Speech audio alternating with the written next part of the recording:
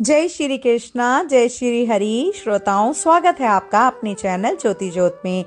भगवान श्री कृष्ण की कृपा आप पर और आपके पूरे परिवार पर बनी रहे। आपके सभी मनोरथ पूर्ण हो, आप स्वस्थ रहें, आपका दिन शुभ और मंगलमय हो।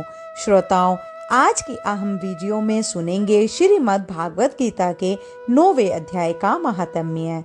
भगवान शिव कहते हैं, पार्वती, अब मैं आदर पूर्वक 9वें अध्याय के महात्म्य का वर्णन करूंगा, तुम स्थिर होकर सुनो। नर्मदा के तट पर महर्षिमती नाम की एक नगरी है। वहां मादर नाम के एक ब्राह्मण रहते थे, जो वेद वेदांगों के तत्वज्ञ और समय समय पर आने वाले अतिथियों के प्रेमी थे।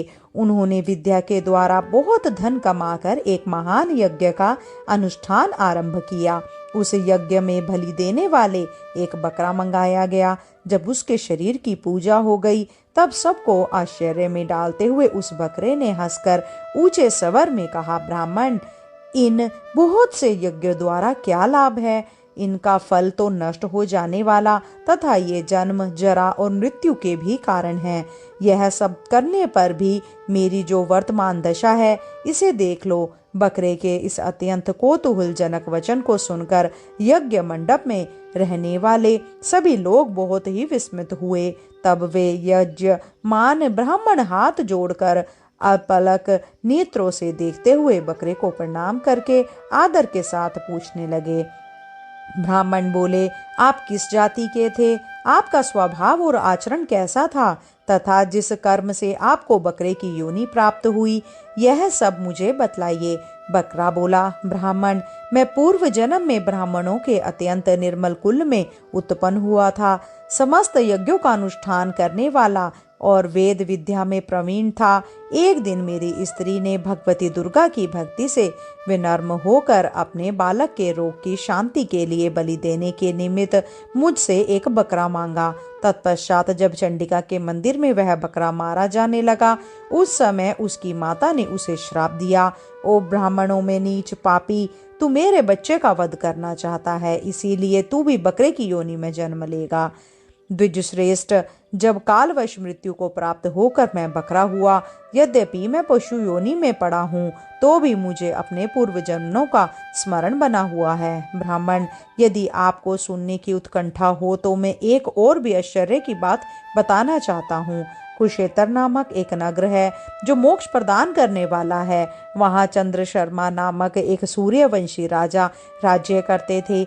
एक समय जब सूर्य ग्रहण लगा था, राजा ने बड़ी श्रद्धा के साथ काल पुरुष का दान करने की तैयारी की। उन्होंने वेद वेदांगों के पारगामी एक विद्वान ब्राह्मण को बुलवाया और पुरोहित के साथ वे तीर्थ के पावन जल में स्नान करने को चले और 2 वस्त्र धारण किए। फिर पवित्र और प्रसन्न चित्त होकर उन्होंने श्वेत चंदन लगाया और बगल में खड़े हुए पुरोहित का हाथ पकड़कर मनुष्यों से घिरे हुए अपने स्थान पर लौट आए। आने पर राजा ने यथोचित विधि से भक्तिपूर्वक ब्राह्मण को काल पुरुष का दान किया। तब काल पुरुष का हृदय चीर कर उसमें से एक पापात्मा चंडाल प्रकट हुआ। फिर थोड़ी देर के बाद निंदा भी चंडाली का रूप धारण करके काल पुरुष के शरीर से निकली और ब्राह्मण के पास आ गई। इस प्रकार चंडालों की वह जोड़ी आंखें लाल किए निकली और ब्राह्मण के शरीर में हठात प्रवेश करने लगी। ब्राह्मण मन ही मन गीता के 9वें अध्याय का जप करते हुए और राजा चुपचाप यह सब कौतुक देखने लगे। ब्राह्मण के अंतकरण में भगवान गोविंद शयन करते थे, वे उन्हीं का ध्यान करने लगे।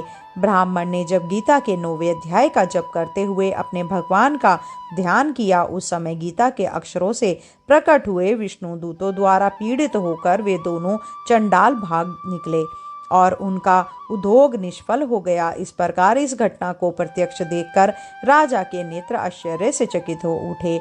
उन्होंने ब्राह्मण से पूछा, विप्र, इस भयंकर आपत्ति को आपने कैसे पार किया? आप किस मंत्र का जप तथा किस देवता का स्मरण कर रहे थे?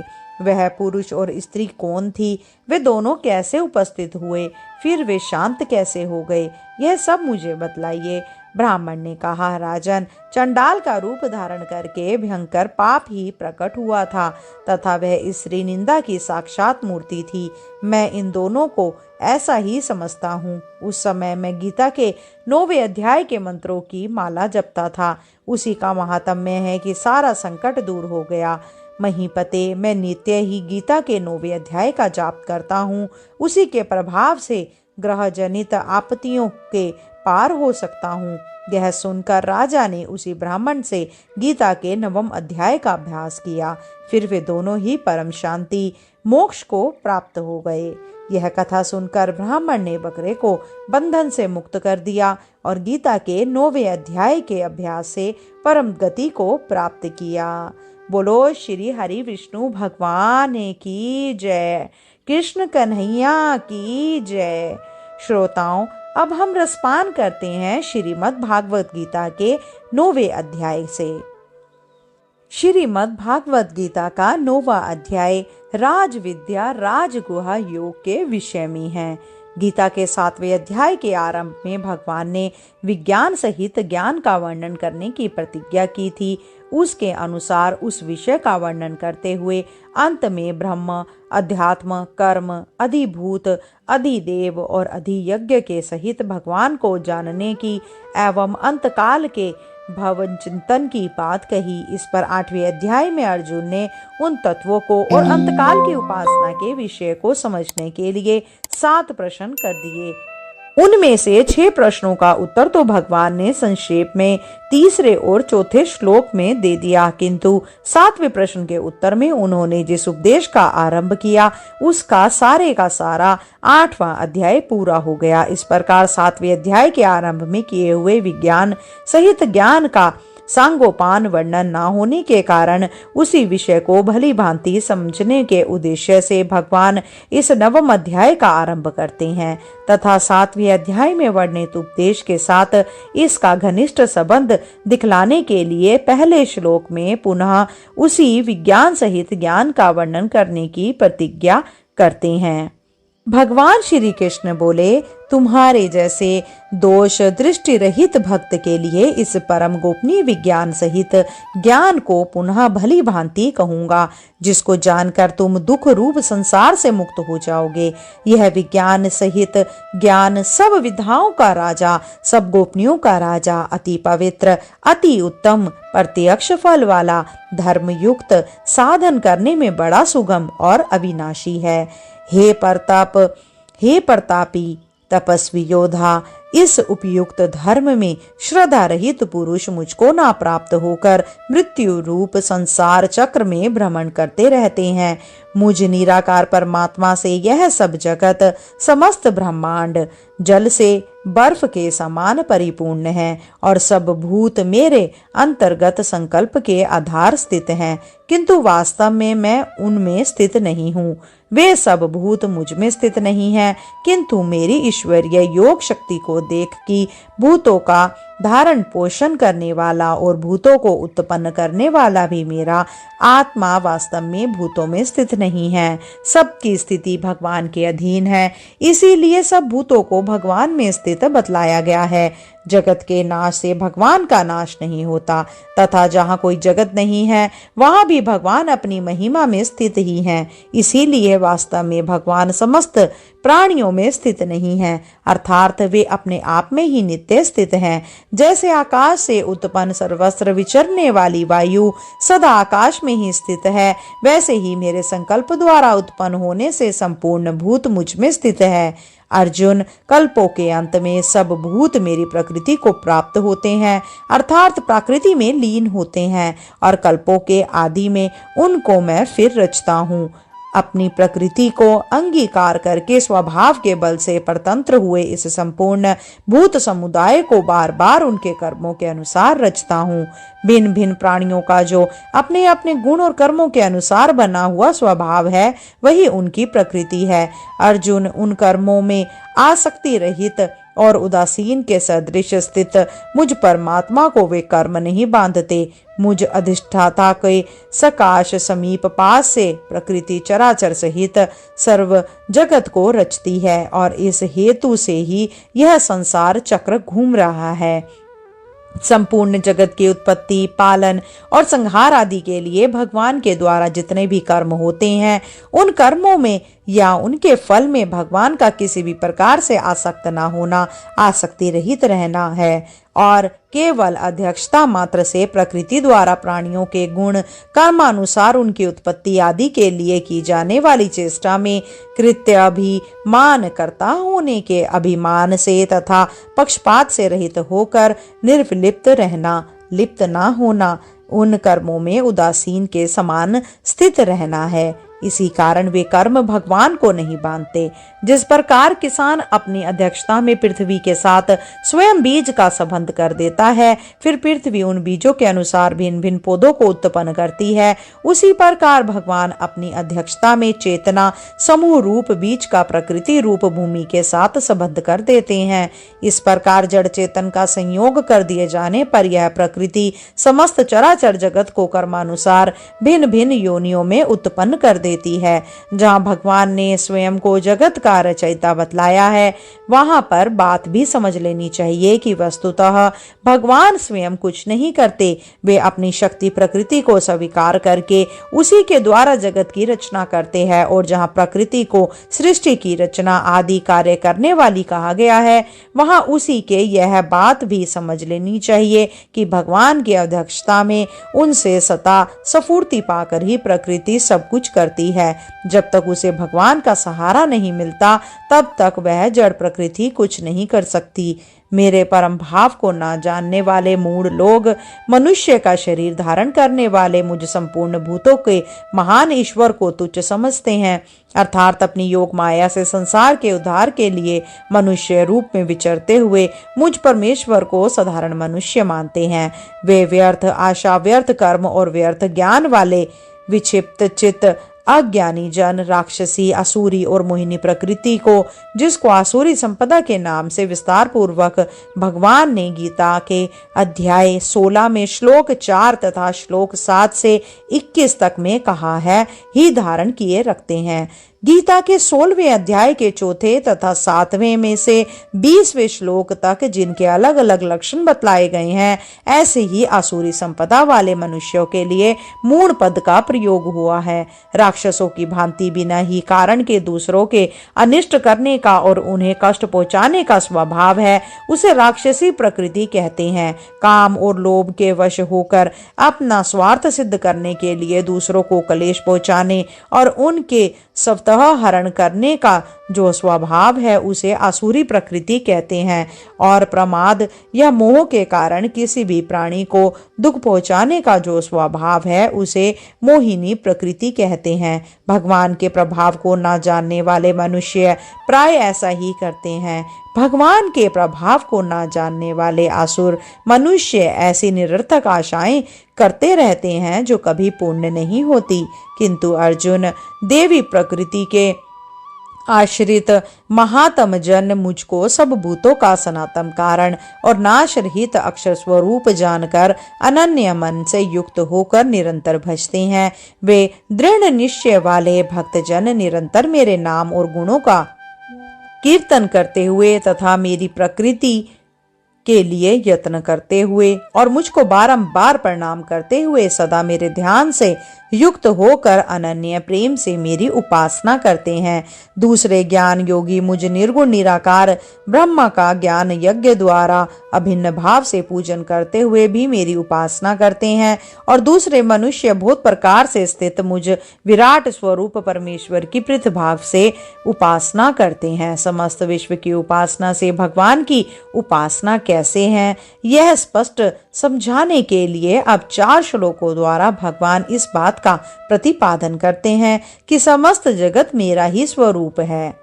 कृतु मैं हूँ, यज्ञ मैं हूँ, स्वधा मैं हूँ, औषधि मैं हूँ, मंत्र मैं हूँ, घृत मैं हूँ, अग्नि में हूँ और हवन रूप क्रिया भी मैं ही हूँ।